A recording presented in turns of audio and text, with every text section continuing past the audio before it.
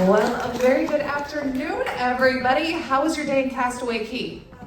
Yeah, lovely. Mother Nature did a nice job with the weather today, didn't she? It was gorgeous. But I do hope you had a great day, and we are so thankful for you to join us here today. My name is Ashley. I'm your cruise director here, and this is actually a wonderful panel of our creative, so talented set of experts here, and they're going to take us behind the curtain in how we designed and developed a whole new world of entertainment here on the Disney Wish. But first, I'd like them to go down, introduce themselves, say where they're from, how long they've been with Disney Cruise Line, and what they do for Disney Cruise Line. Go right ahead.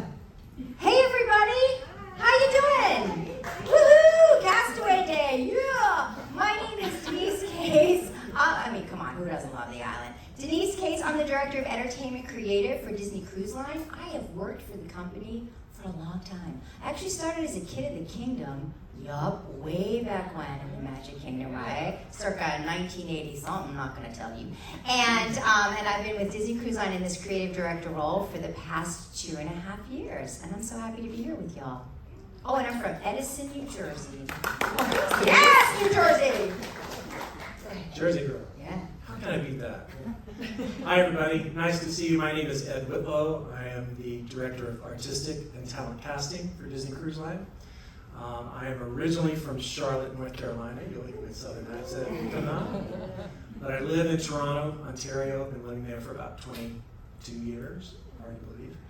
And it's great to see you all here and nice to be able to spend some time with you. Oh, and I started with Disney in the original cast of Beauty and the Beast at Disney MGM Studios back in the very early 90s.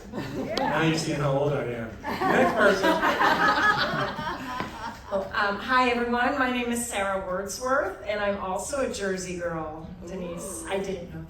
I didn't know that either. I didn't know that, but now that's exciting. We'll talk about that later. We'll talk about it later. Denise. I'm originally from New Jersey, but I've been living in New York for about 20 years. And my title around here is show writer for the Walt Disney Theater.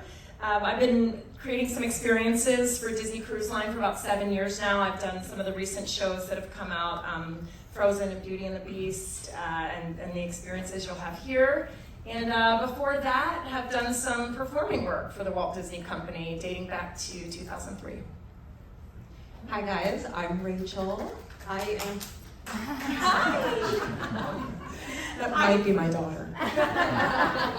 I'm from Hampton Roads, Virginia, and I have worked at Disney for, today is officially 6 months. Yay! I am one of the guest artists for the main stage performers. Fantastic. Thank you. How about a big round of applause for all of our panelists today? Well, and you know what? The Disney Wish was clearly created with entertainment in mind. You know, you look around every single corner of this ship and it is immersed in entertainment. So could you walk us through that thought process in how we designed a ship with entertainment in mind? Sure, I'll kick us off. You guys okay with that? Yeah. So when we first looked at the Disney Wish, our Imagineering partners brought us through the Wish. And it was the first time we were introduced to the motif of enchantment. And the motif really helps steer a lot of the creative that you see on the ship. And when we walk through the spaces, literally, this is true, y'all, I was jumping up and down with excitement, especially when we saw the Grand Hall and the stage, and our castle on the seas was going to become a real thing, right? And so immediately, we were so excited, and we started brainstorming all this fabulous entertainment. And we were able, especially in the Grand Hall, to treat it as an environmental theater. Meaning that the whole space was our stage. We have a beautiful stage, right? Isn't it just so pretty? And we knew that we could do just more productions there. But also in and around the space, we created fairy tale players, Lord Leopold and Lady Lily, who could activate the space, right? We knew we could do more than just meet and greets. It just opened up a world of possibilities to us. So motif really helped drive a lot of the enchantment that you see on board. We wanted it to be engaging, immersive. As you can see, the deck design upstairs is fantastic. I hope did you all experience Set Sail on a Wish yesterday? Yeah, did you have fun? Oh, good. We were so excited to have that up, the screen on the video wall upstage. It's been really enchanting and magical. So yeah, entertainment really, it helps drive a lot of what you see. We're very excited to bring it to life in new ways, right, Ed? Yeah, and just to tag on to that, has anyone been able to go to Arendelle yet and see the restaurant? Great. That's just another example of, over the last few years, we've been, with Disney Cruise Line, been finding ways to get more entertainment immersed in some of our restaurants. How cool is that? We've done some small events in there, but how could we do something that really was dedicated just to that space and really surprise people when they go in, that they're truly immersed in that story. So I believe that's what we've accomplished there. We've accomplished it in Worlds of Marvel. Yeah. Really, entertainment is the DNA of Disney, right? And it's absolutely something that's got to be in every corner, around every corner. And it's so great to see every venue with some element of stage to tell And a new story. stories to tell, right? Like, I love the fact that Arendelle, it's a new story. Yeah. What happens to Kristoff and Anna? They get engaged. Hey, we throw them a party, right? It was just so fun to take the storytelling past Frozen 2 and kind of tell this new little tale about the two of them. So we're very excited about that. Yeah, it's great to be able to invite the guests to be, to be guests at the engagement party. Uh-huh. So, and also be able to take a lot of that entertainment, not just from the stage, but move it around the space as well. It's not just a stage like this, but we're coming out to you, right? So. Oh, incredible. Also, is the app live? Is that something I can mention, the game? Are we doing that? The game. Well, we have had some people trial our new Disney Uncharted Adventure, and it's such a great example of how we're incorporating that fun, that entertainment, that storytelling throughout the ship in fun, new ways. It's incredible. Yep. And Denise, you actually hit on something a little bit earlier that I'd love to explore Okay. a little further. You talked about the Grand Hall, Yep. and that's where our guests first step on board and first get that taste of that enchanted family vacation. And you talked about the fact that it's the first time we've ever had a stage in the heart of our ship. So could you tell us a little bit more about what our guests are going to see there come July 14th? Come July 14th, when guests enter, they'll experience First Wish. You'll be greeted with a royal couple up in the balcony to welcome you. Of course, our guests they're always announced on our ship because we just know that's so special and everyone deserves the royal treatment themselves. So you'll be invited into the ship. You'll be greeted by one of our fairy tale players. And there's a lovely moment that happens when the guests themselves, with the wishing wands that the children will receive, they help enchant the Grand Hall, and they almost wake up the enchantment of the Grand Hall with special lighted effects that are really quite spectacular and lovely. So that's where the enchantment really begins. And then at the last night of the cruise, this will happen, of course, once we're sailing out for Maiden. There will also be other wonderful, magical, enchanted moments that happen on your final night of the cruise, and then little moments scattered in between the voyage. So there's enchantment every day in the Grand Hall. And you know what I loved as well too, and it's so clever, when you all got on board, did you look up to the balcony on deck 5 and see some of your Disney friends up there? Yes. I love it, and you never know who's going to come out during the cruise up there. And it's right, and you never know who's behind the curtain. Who's behind the curtain? Coming It's to gonna us be soon, a thing. right? Coming soon. Who's behind the curtain? It's fun. Oh, that's hilarious. I think I heard you on Echo over there. But also, let's take a moment. Okay, so we've gone to the Grand Hall. It's the first day of the cruise. A lot of you folks said that you joined us yesterday for Set Sail on Wish. And of course, we always have our iconic Sail Away party. What makes this one so special here on the Disney Wish? At the deck stage, we love the deck stage. It's huge! It's so big, and we can fit so many cast members up there. And I don't know if you all noticed, but aside from Mickey and Minnie and Pluto and Goofy and Donald and Daisy, right?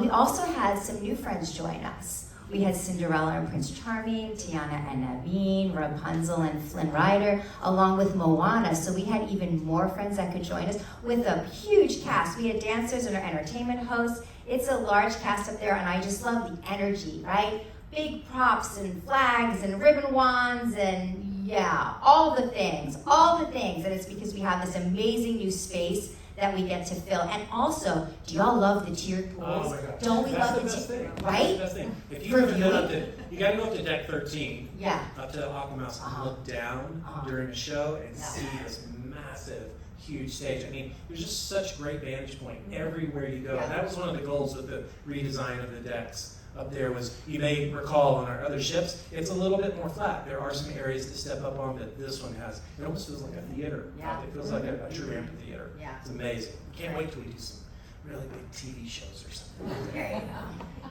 Yes, so you'll be able to watch shows from the comfort of your jacuzzi. Yeah, exactly. Who doesn't want to do that? That's amazing. So true. But it is really true, because I know the first time I went up there, the first time I got to walk on board and to see that area, it's incredible. And it's another example of how this ship was really designed with that entertainment at the forefront all over the ship. So now we've talked about Set Sail on a Wish, but another iconic fan favorite, of course, of all of our guests, is our Pirate Night and Pirate Deck Party. And I know we got a whole new twist on this one as well. So could you take us through that one? What goes great with pirates? Rock and roll, people! Rock and roll goes great with pirates, right? I mean, just, who's Jack Sparrow's dad? Oh, I don't know. Huh? Thank you. So, rock and roll goes great with pirates. So, Pirates Rockin Parlay, it's still got Captain Jack and some of your favorite pirate friends, right? But we put a twist on it, and it is rock and roll. We have a band on stage, the Scallywags, and they are fantastic. We've got the Scallywags. This party was based off of the attraction more than the film franchise, right? Sneak a little hint there. Because as we know, Captain Jack is actually in the attraction. So this actually features a new character we've created, and her name is Captain Red. And we see her as maybe the great-granddaughter of the redhead from the attraction, yeah? And she is, she's running a right old auction in Tortuga, yeah? And she's now the captain of her own ship. There's a thin storyline that talks about Captain Red unleashing a sparkling treasure, and I bet you all can guess what that is. She does need some help from some pirate brethren who happen to show up conveniently. And it is just a raucous, good time. I think you all are going to love it. The music is fantastic. Some songs that some of you may already know. Some really great rock and roll standards. And another really fun thing is that the band also plays the fireworks live. So I don't know if you've ever heard fireworks to live music before, but it is really crazy great, and I hope you all enjoy it very much. So cool, so cool. And of course, we got a nice little taste of that tonight as well, Taste right? of pirates. 10:30 p.m. tonight, we'll see you out there. But, okay, so we're moving from the deck stage a little bit. I want to head over to the Walt Disney Theater, because always a huge love for all of our guests are those incredible shows that we put on in the Walt Disney Theater. And you all have created 2 brand new shows for the Disney Wish. And I want to start with the first one, The Little Mermaid. It has been such a pleasure getting to see you all put that together, putting those finishing touches, which is what you're doing right now on that show. Can you tell us a little bit about the concept for this version of The Little Mermaid? Well, that's a great question for Sarah. This is our writer of The Little Mermaid. Thank you. So I had done some media interviews earlier today, and one question that I got from a lot of people, I'm just going to start with that one. How long have you been working on this?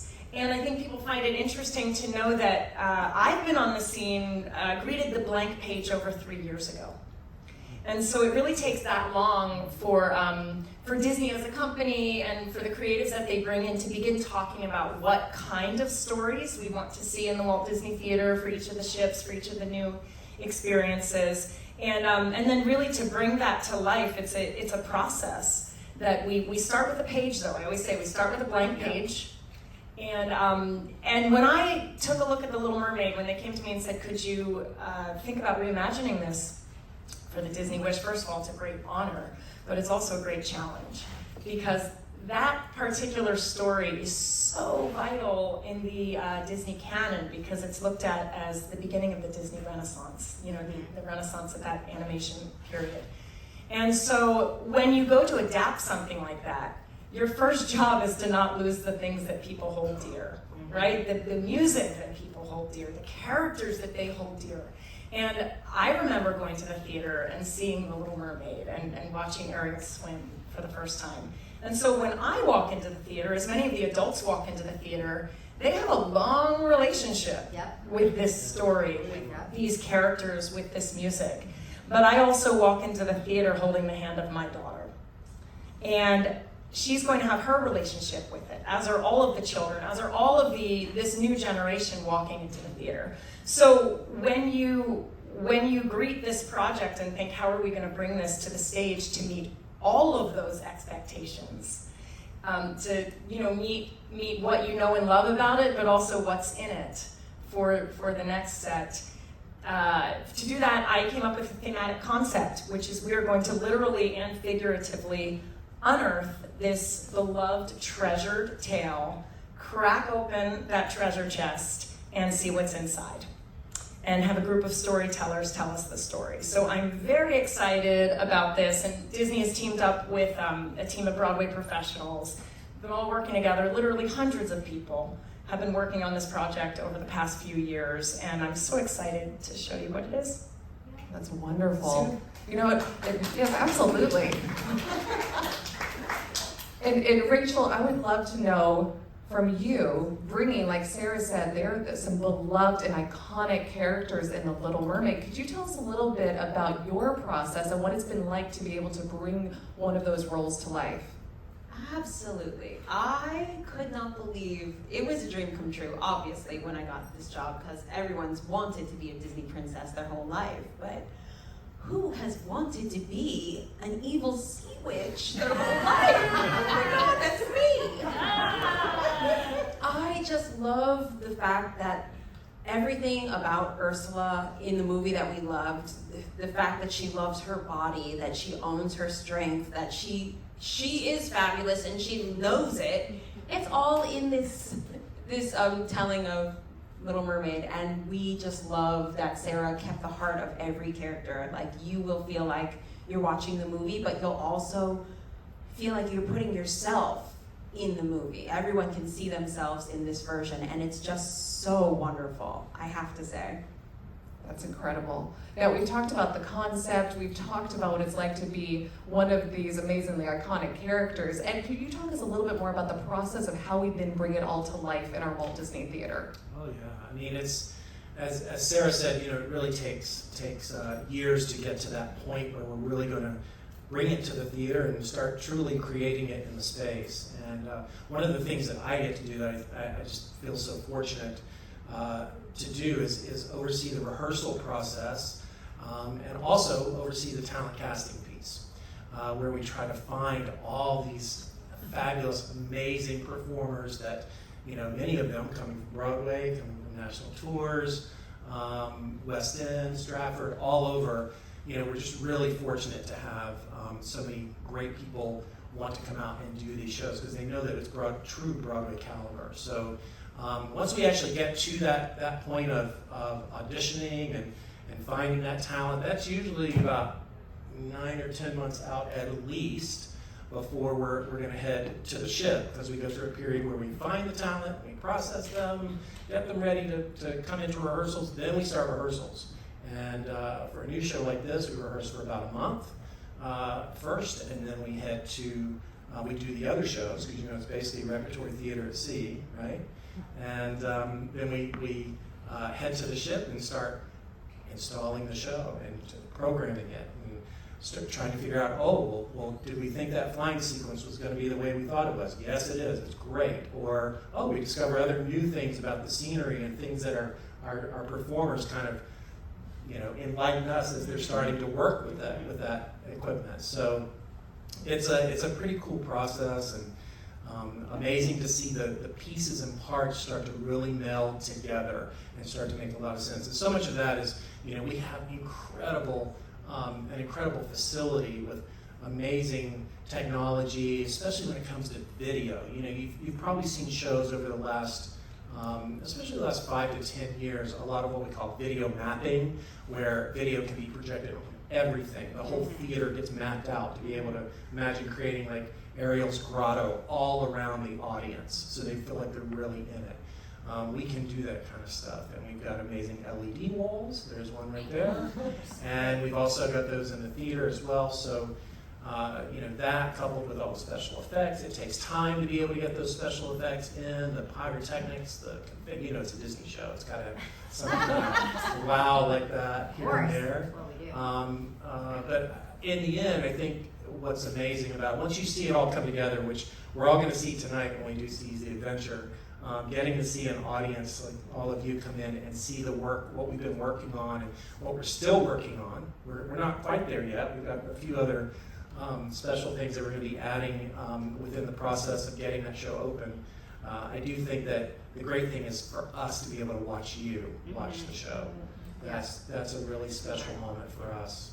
Kind of typically confirms what we thought. Yeah. No, absolutely, you're right. The audience is such an important part of the whole live theater experience. 100%. Especially the kids. We build the shows for everybody, but there's the kids just really, there's a lot of truth and heart in how they respond to the stories that we're telling, and we love that. And it really confirms for us that we did it right. Now, as you talked about tonight, Seize the Adventure is, of course, our second new show here, and we've got a preview for them tonight. So you could give us a little bit of a sneak peek, a little hint on what they're going to see tonight from the show. Wow. Well, Seize the Adventure is, again, another... Would you like me to field this in? I think we should do that. I thought you were another She great brought one. that one too. We're going to do it fast throughout the day, and I know that look from Ed. You. Sure, go for it. Yeah, great. So I'm super excited also about Disney Seize the Adventure. This one was a really fun challenge because Disney got together and said, hey, we'd like a new welcome aboard show, as it were, a new embarkation musical. But we want to do something a little different here. We want to do an original story show, something that feels like a piece of musical theater. Condensed a little bit. It's a little bit shorter than our other main stage shows because it is your first night on the ship and guests have many places to go and things to see. But yet we want to give you a taste of what it's going to be like if you decide to come back to the theater each night, and we hope you do. So there were a lot of goals with this show, but also because it's the first day, to give you as many characters as we can, so much music that you love. So we also wanted to feature our VIPs. We wanted to feature maybe Mickey, Minnie, and Goofy.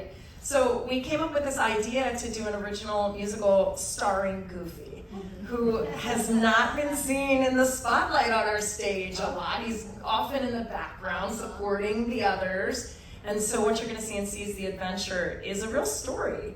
A story for our friend Goofy that's filled with a lot of humor and heart. And Captain Minnie is going to lead him on a big adventure where he's going to find his own inner captain, and he's going to be aided by some of your favorite characters. Yeah, so really excited about that. Yeah, it's really great. I think we worked hard at the first day of the cruise, tying together everything that you experience as you come on.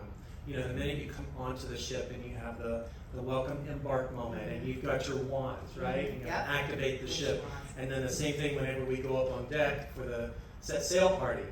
We hope a lot of those kids bring their wands because who's up there? Fairy Godmother. We're ready to set sail and magically get the ship to head out to sea. But then we also are looking to tie into that magic, that wishing wand again, and activate that theater and all the storytelling that's going to happen in it. So it really does tie together. And there's one other special thing that happens after the show, but I don't know if I should give it away. Don't. Okay, I'm not giving it away. Don't. Not giving it away. You'll just have to see, but we're not quite there yet. We still have some rehearsal to do on that. We have some tricks up our It's coming at us, probably by May. Yeah. You gotta leave those surprises there, Ed. You have to. You do. Okay, so we've talked about the Walt Disney Theater. We've talked about our incredible stage in the Grand Hall, up on the upper decks, but we are leaving out a new stage, and one that a lot of folks probably don't even realize until they walk into the space, but you mentioned it earlier, Arendelle, a frozen dining adventure. Yes, we touched on it earlier, and just again, the Arendelle experience is something that's so special to us. With our entertainment restaurants on the Wonder and on Magic, we have Tiana's Place and Rapunzel's Royal Table. Those restaurants weren't necessarily created, I mean, they were built years and years ago and were not created with an infrastructure for entertainment, but Arendelle was. And we made sure, again, we go right back to our Disney DNA of entertainment comes first, and that's what we did with that room. We moved that stage to the center of the restaurant, which we thought that made a huge difference. It was a lot better vantage point for everyone. And we also made sure that we continued that story from Frozen 2, where they got engaged, Kristoff and Queen Anna got engaged, and what was the next piece of that story but inviting all the guests in to enjoy an amazing engagement, loyal engagement party. I got a chance to work with Sarah on it initially. I have to just interject. What a fun assignment, because Ed said to me, don't forget, built in, now it's appetizers, now it's dinner. I haven't done that before. You have to think about, okay, when are we taking the orders, and then what entertainment you gotta happen, eat, right? So you build the show around. Yeah, so, doing that, but also, raising the bar again on ourselves from doing Tiana's Place, which was so successful, and Rapunzel's. How could we take it to another level? And really with this ship and having such an amazing opportunity to build it the way we wanted it to be, one of the things that I'm really proud of is Olaf.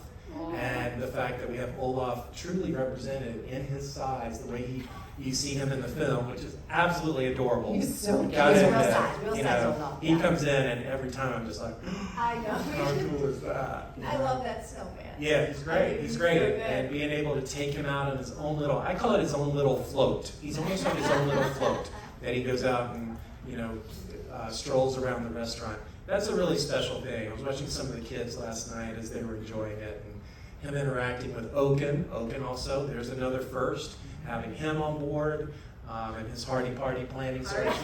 Thank you. He needs a job in the off season, right? So he's in the catering business now. He's amazing. He's an entrepreneur, that I would bet. Yeah. He's always coming up with Many something new. businesses. That one was inspired by Frozen Fever, right? He comes with his mobile carts. We're like, what else does Oaken do? Oh, yeah. Oaken, multi-talented guy.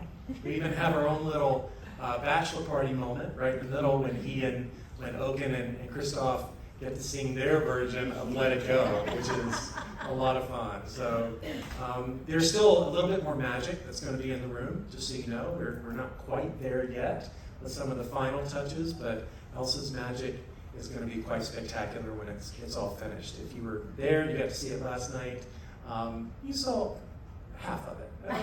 You'll see a lot more over the next few weeks as we finish it up. No, absolutely. And it's been so exciting getting to see all of these coming to life. All this entertainment all around the ship. And I know we've highlighted most of our big shows that we have all around. But what are some other highlights around the ship that we haven't touched on yet? I think down in the Oceaneers Club, right? Oceaneers Club. Wow. Has anyone taken a tour down there? Yeah. Come on. Let's talk about Oceaneers Club, everybody. Is it not fabulous? As a parent, thank you for that. Hey, we're here for you. I really love that space. The storytelling in that space is ridiculously wonderful. I was able to actually cruise on the Halcyon back at World, and I can tell you that the cargo bay here is just amazing. The creatures, the fact that they gave the loth cat the little pork stuffed animal, come on. Kids are going to love it. It's so great. Between that and the Marvel Superhero Academy, you've got Fairy Tale Hall. The really cool thing about the programming down there is it is so, just everything is so different, right? The amount of variety is crazy. Kids learn creature care with Chewbacca and Rey, right? They learn to make their own super suit in the Marvel Hero Academy. And then some of our really great programs. Disney Junior Dance Party, y'all, is the best children's rave party I've ever seen. It is video, lighting, amazing music. It is so fun. There's Captain Minnie's Academy that's in Mickey and Minnie's deck. There's just so much to do. The Imagineering Lab, the Walt Disney Imagineering Lab, so fun. Yes, we are going to teach the kids some of the magic behind Imagineering. That's going to be really, really terrific. And I can't tell you because you're over 12. But there's going to be some really terrific programming in there as well. Because we know kids today, they know about Imagineers and they want to learn more. And the other cool thing is we have programs like Belle's Storytelling where we're kind of teaching them things, like how to write a story, but they don't know they're learning. It's fantastic. We have some STEAM elements built in, right? Math, science, right? It's so great. They don't know. They're just having fun, but they're learning. I love it. It's so great.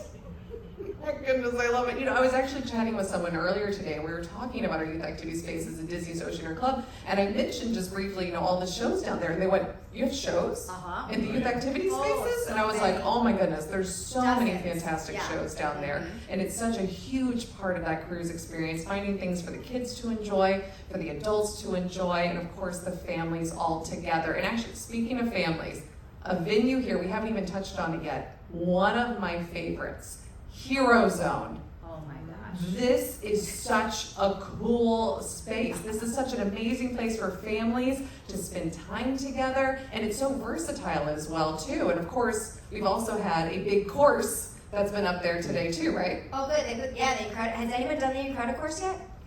Yeah. Isn't it harder than you think? Right? Well, it is for superheroes. I guess that's true, Sarah. I guess that's really true. Fine details, fine details. All I know is that when you're trying to climb the ladder to get up the slide and the ship is moving, seriously, folks, you're like, oh. And it is not. I was sweating when I got through it. Do the Incredicourse course. It's so fun for everyone. It's so fun. It'll take me the whole cruise. The whole cruise I'll be trying. Where's Ed? He's still in the Incredicourse. I can't take it down. He's still trying to get through. I think we were really nice to them by putting them up when we were actually docked for them to be able to try it, right? That was very kind. No, I think it was on this one, but how incredible. Of course, all of the different entertainment everywhere. I mean, I think you all really outlined that there is endless entertainment all around the ship for our families to enjoy. And could you all give a huge round of applause for our panelists for joining us today? We thoroughly appreciate it. Thank you so much for taking the time to go through all of this. I hope you all have a wonderful day, and thank you so much for coming. Have a great day, everybody. Thanks, everybody. Thank you.